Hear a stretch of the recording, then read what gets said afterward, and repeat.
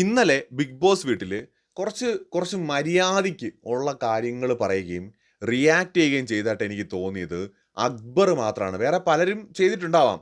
പക്ഷെ കുറച്ച് ജെന്യുവിൻ ആയിട്ട് എനിക്ക് തോന്നിയത് അക്ബറാണ്. കാരണം എന്ന് വെച്ചാൽ ഇന്നലെ നമ്മുടെ ജിഷൻ തന്നെ പറയുന്നുണ്ട്. നീ തെറ്റ് ചെയ്തിട്ടില്ലെങ്കിൽ നീ പേടിക്കണ്ടല്ലോ. നിങ്ങൾ എന്തിനാണ് പേടിക്കുന്നത്? തെറ്റ് ചെയ്തിട്ടില്ലെങ്കിൽ നിങ്ങൾ എന്തിന് ഭയക്കണമെന്ന് ജിഷൻ പറയുന്നുണ്ട്.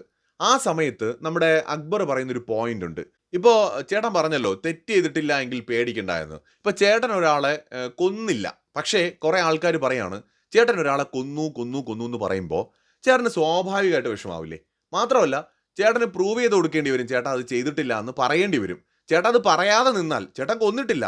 പക്ഷെ ചേട്ടൻ ഒന്നും മിണ്ടാതെ നിൽക്കുകയാണ്. ബാക്കിയുള്ളവർ ചേട്ടനെ നോക്കി ചേട്ടൻ കൊന്നു കൊന്നു എന്ന് പറയാണ്. അപ്പൊ അതിന്റെ അർത്ഥം ചേട്ടൻ കൊന്നു എന്നായിരിക്കാമെന്നും അവർ കരുതും. അപ്പൊ അതുകൊണ്ട് നമ്മുടെ മേലൊരു ആരോപണം വന്നു കഴിഞ്ഞാൽ പേടിക്കേണ്ടെന്നല്ല, നമുക്ക് അതിനെതിരെ പ്രതികരിക്കേണ്ടി വരും എന്ന് ഇന്നലെ അക്ബർ പറയുന്നുണ്ട്.